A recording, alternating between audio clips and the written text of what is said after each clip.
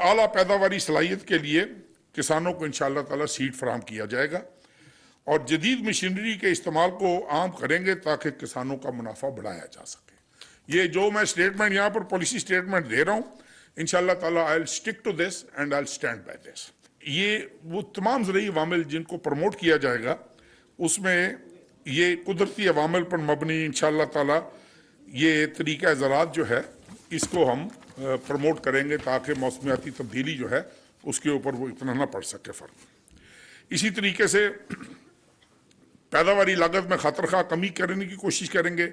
पानी, खालों, ज़रूरी अद्वियात के इस्तेमाल को आधा किया जा सके जिससे फी एकड़ पैदावार में इजाफा हो। So this all would bracket with your climatic conditions and climatic change. तीसरा है जी ज़रूरी इनपुट्स में, तो इसमें ये ज़रूरी इनपुट्स में खुद कफालत और दरामदात के मुतबादल की तलाश की जाएगी।